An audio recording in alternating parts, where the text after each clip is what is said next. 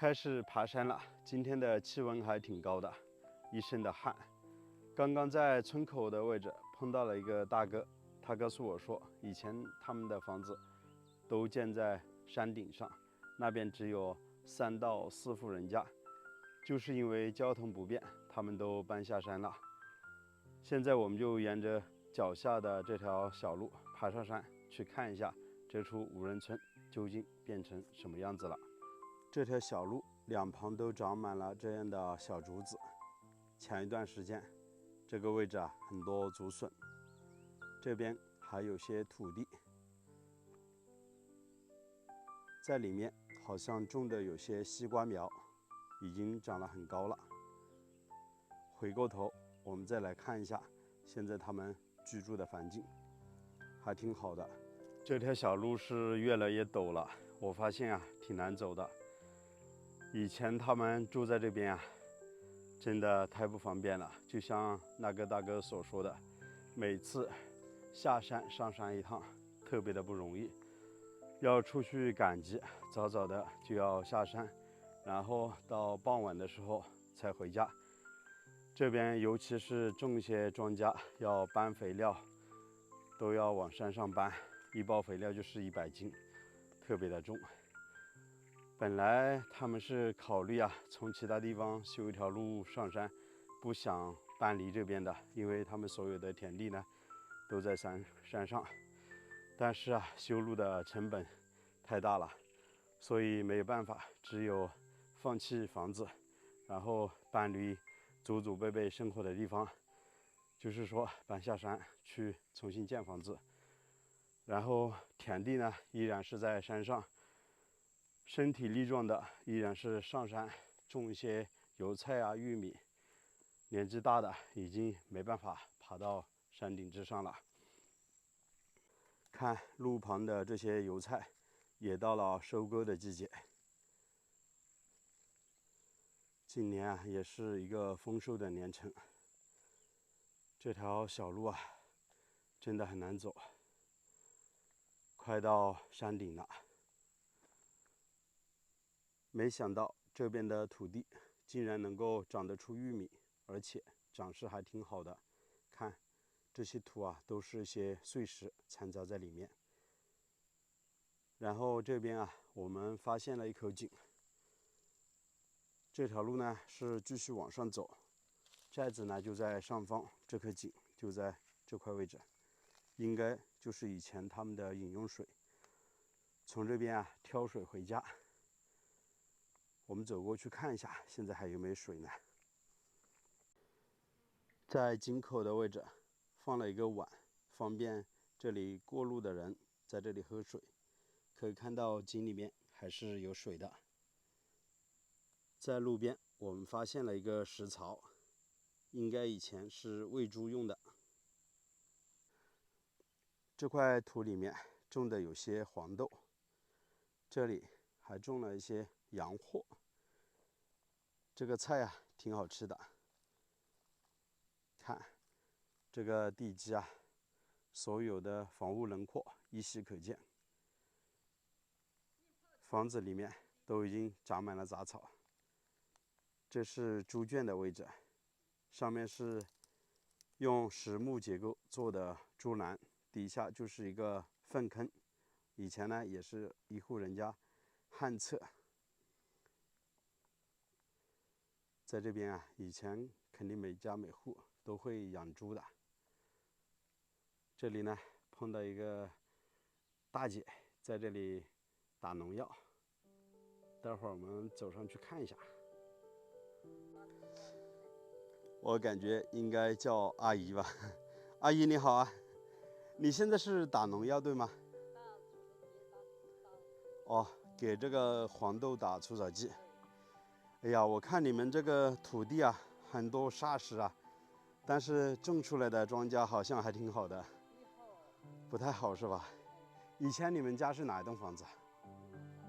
就是那栋盖的有那个红瓦的那栋房子是吧？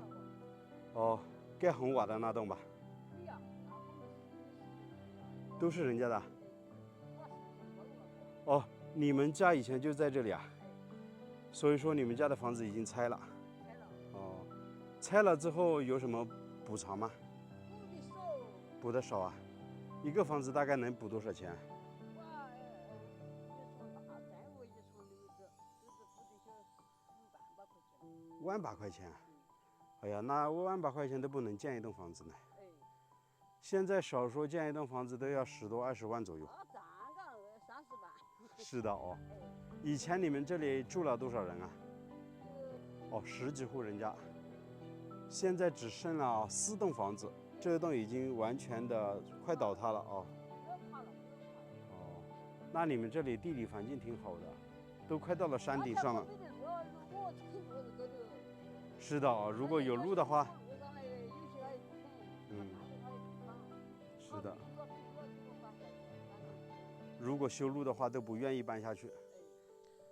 这个地方我们发现了一个石槽，这块石头啊，底部应该就是空的，因为在我们家也有2个，这是过年打糯米糍粑用的。在那旁边还有一个石磨，以前基本上家家户户都有这些生活物品，因为每家每户啊都会用得上。这个石磨也是一个老物件了。这个房屋地基的轮廓依稀可见，这些青石块摆放的整整齐齐。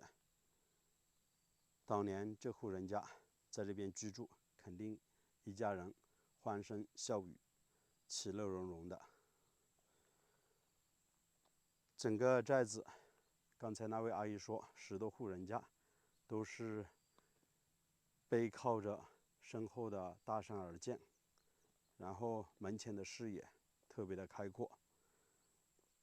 看，底下是很深的峡谷，对面的高山海拔将近都有600、700米左右。镜头前方的这栋房子，我看了一下，应该是所剩下4栋房子中间为数不多保存最为完好的一栋。但是啊，房子也不能住人了。屋顶上的瓦片好多地方已经是漏雨了。房屋的结构倒还是挺好的，应该搬离的时间并没有那么久远。房子的背后也是一大片的竹林，门前有一棵枇杷树，那边还有2棵柚子树。现在这些房屋地基啊，都种上了玉米，这边还种上了很多这个南瓜。在这边我们发现了一棵发酵树，结了很多发酵籽。在我们湖南这边啊，炒菜离不开花椒，很香很麻。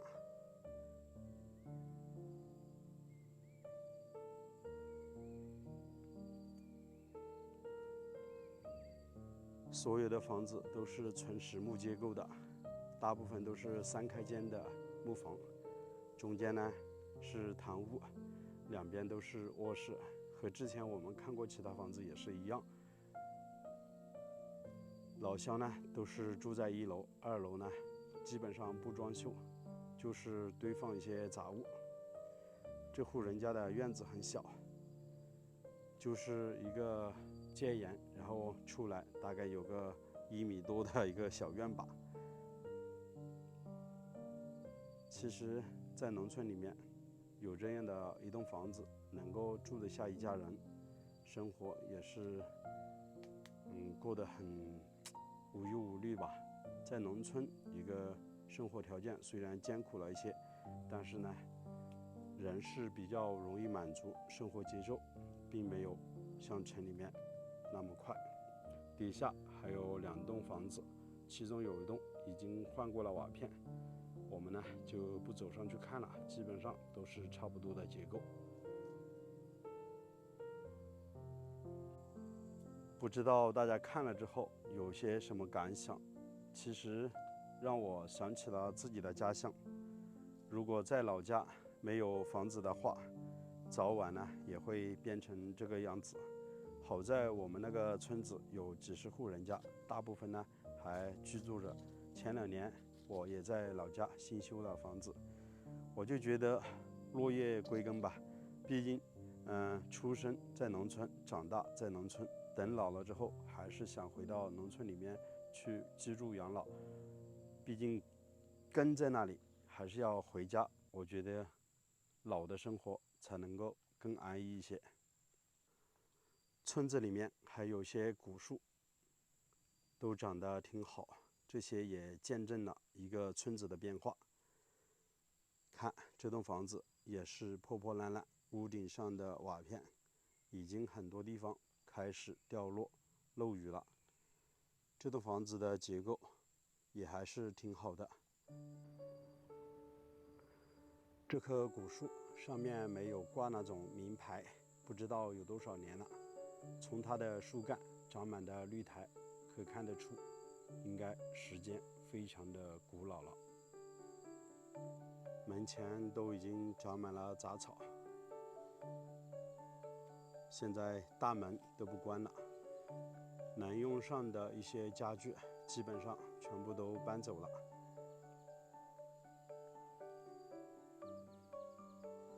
现在下山都建的是砖房，这样的木房现在没人愿意花钱去建了。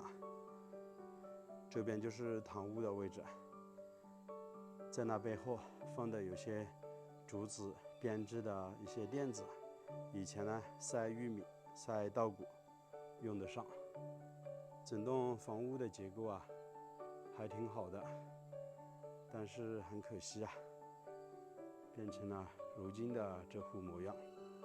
这边就是一个卧室了，卧室里面有些生活的家具，有木柜子，这边还有箩筐，这边还有一个应该是像牌匾之类的，以前是应该是小孩子结婚以前打发的嫁妆。这些衣柜呢也都是以前打发的。这样的老物件啊，现在是看不到了，一个年代的记忆啊。一块玻璃，上面一个喜字，2只喜鹊，旁边还有一双鞋子。这个木架床也是挺古老的。在这个位置还有一个马灯，大家有认识吧？给邻居家去小孩子结婚要抬这个马灯引路，然后到农村里面有的时候停电烧这个马灯，底下是放的这个煤油，上面呢有一个灯芯，用棉布做的灯芯点燃，然后它有个玻璃的防护罩，吹风呢它也不会灭的，就是这样的一个马灯，也是几十年前才会看得到，现在市场当中啊都看不到了。这个箩筐啊，以前都是挑这个玉米呀、稻谷用。看这边有个灶台，也是3口铁锅，其中的2口都已经盛满了水，说明这个铁锅底部还没有烂，但是铁锅都已经完全生锈了。这个厨房也是特别的简陋，四面漏风。这边就是一个碗柜了，里面也是空空如也。打不开，没用，哇，已经坏掉了，这个木板已经是坏掉了。这边有只马蜂，别碰到它。那边好像有包茶叶，我们可以看一下。哇，这只马蜂哎，我不敢碰它了，看，对着我在看。这样的一处无人村，不知道视频前的朋友们，你们看了之后有什么感想呢？欢迎在视频的下方留言告诉石头。